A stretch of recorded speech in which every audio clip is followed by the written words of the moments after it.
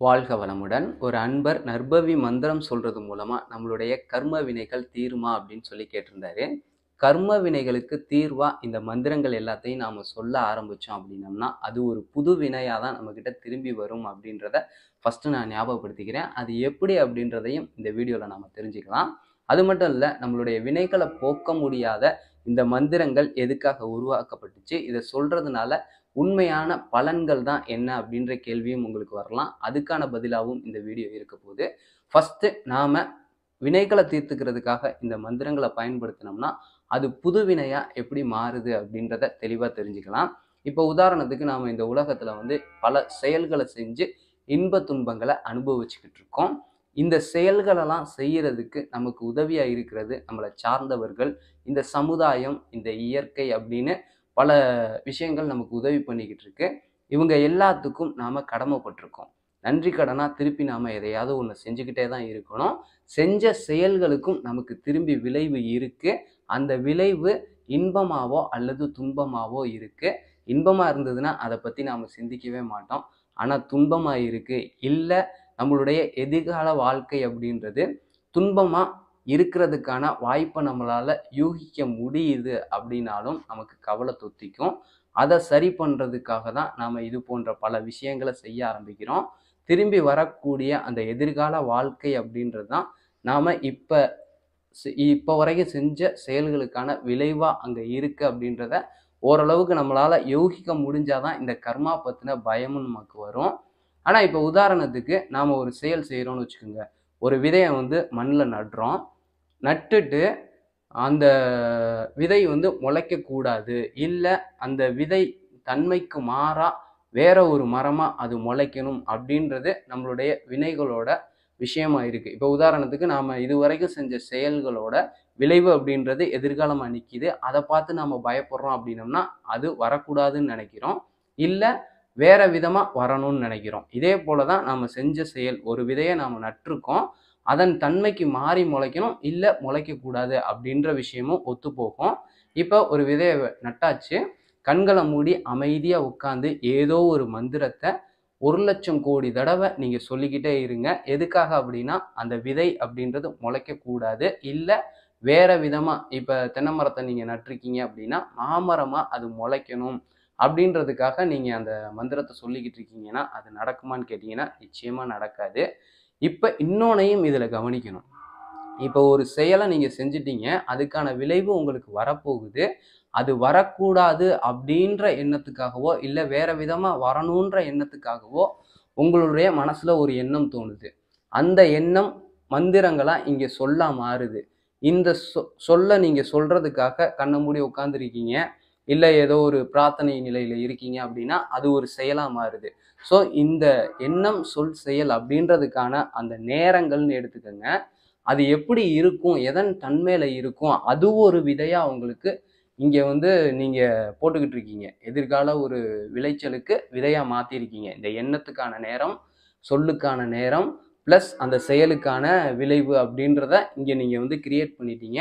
அது எதன் தன்மையில இருக்குன்றத ஃபர்ஸ்ட் நாம ஞாபகப்படுத்திக்கணும். இப்போ ஒரு விதை அப்படின்றத நீங்க நட்டுட்டு அது முளைக்க கூடாதுன்னு நினைக்கிறது எவ்வளவு கொடூரமான தனம், நம்மளுடைய ஆகாத நிலை, அந்த உலகத்துல இரக்கமற்ற நிலை அப்படின்றத நீங்க யூகிக்கணும்.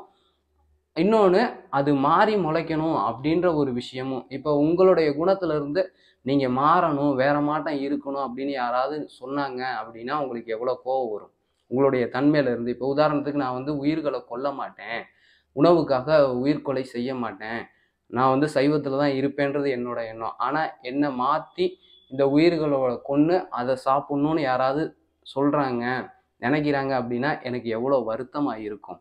அதே போலதான் நீங்க இங்க செய்யக்கூடிய இந்த செயல்களோட தன்மை அப்படின்றது இன்னொரு உயிருக்கோ இல்லை ஏதோ ஒரு விஷயத்துக்கோ இன்பம் இல்லாது துன்பம் கொடுக்கக்கூடிய அளவுல கொடூரமா இருக்கிறதுனால அதன் தன்மை கொண்ட விதையை நீங்க எவ்வளவு காலம் செய்யறீங்க அப்படின்றத பொறுத்து அவ்வளவு காலம் இங்க ஒரு விதை அப்படின்றது கோடிக்கணக்கான விதைகளா மாறுறதுக்கான வாய்ப்புகள் இருக்கு. நம்ம கண்ணு முன்னாடியே தெரியும்.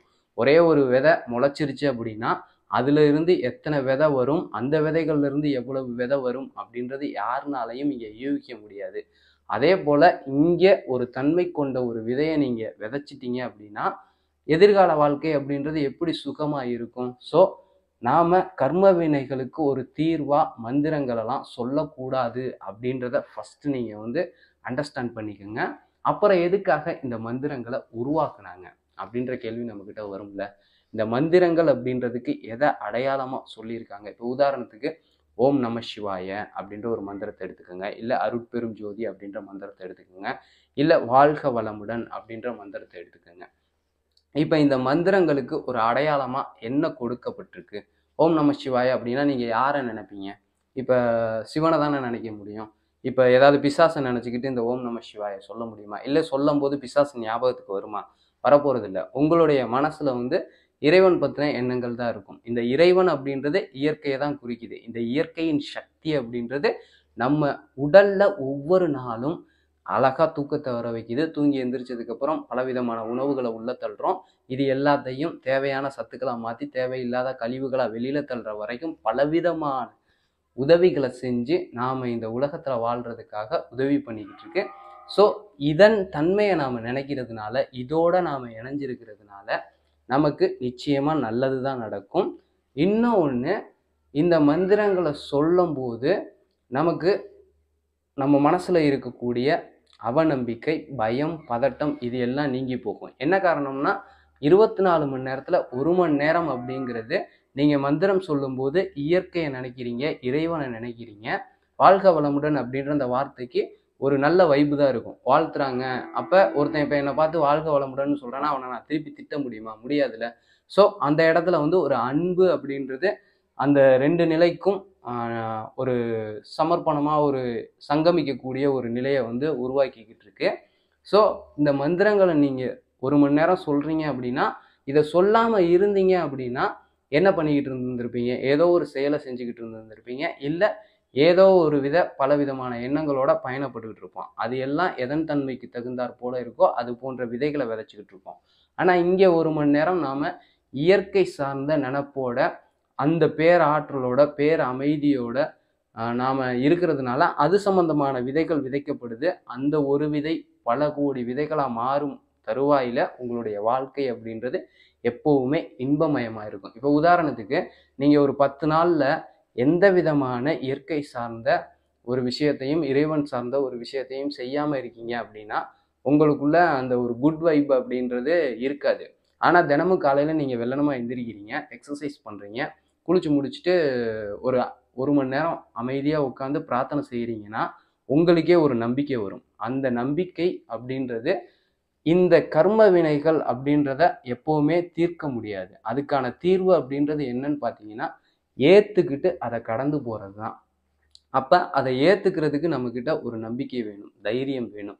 அப்ப இதெல்லாம் எது தரும்னு கேட்டீங்கன்னா இந்த மந்திரத்தை சொல்லும்போது இதை நம்மளுடைய வாழ்க்கையில ஒரு வழிமுறையா மாற்றும் போது நமக்கு நிச்சயமா இந்த பயம், பதட்டம், அவநம்பிக்கை இது எல்லாமே போய் அந்த இருள் நீங்கி அருள் சார்ந்த தைரியம், தன்னம்பிக்கை, பேர் அமைதி அப்படின்றது மனசுல வந்து துளிர்விட ஆரம்பிக்கும். அது வளர வளர அறிவின் நிலை அப்படின்றது விழிப்புணர்வு அடையும். உதாரணத்துக்கு இந்த மந்திரங்களை சொல்லும்போது நம்மளுடைய உணர்வு அப்படின்றது மேல்நிலையிலே தான் இருக்கும். அதாவது ஆக்கினை துரியம் அப்படின்றத நாம அதிகமா அந்த உணர்வுல இருக்கிறதுக்கு தகுந்த மாட்டம்தான் அந்த வார்த்தைகளை வந்து உருவாக்கியிருக்காங்க. அதுல இருக்கும்போது அது சம்பந்தமான ஹார்மோன்களும் நம்ம உடல்ல வந்து பெரும்பாலும் நன்மை தரக்கூடிய நிலையில நம்ம உடலை வந்து உற்சாகமா வச்சுக்கும். மனம் அப்படின்றத இந்த கவலை, பயம், பதட்டம் இதுக்குள்ள கொண்டு போகாம ஒரு தைரியமா இருக்கிறதுக்கான ஒரு விஷயத்திலேயே நம்மளை வச்சுக்கும். அறிவு அப்படின்றது ஆராயக்கூடிய தன்மையில விழிப்பு நிலையோட இருக்கும். எதையுமே ஃபேஸ் பண்ணி அதை கடந்து போகக்கூடிய ஒரு தைரியம், தன்னம்பிக்கை இருக்கும் அப்படின்ற ஒரு விஷயத்துக்காக தான் இதை உருவாக்குனாங்க. ஸோ இந்த மந்திரங்கள் அப்படின்றது எதுக்கு தீர்வு அப்படின்னா கர்ம வினைகளை தீர்க்கக்கூடிய ஒரு தீர்வா இருக்காது.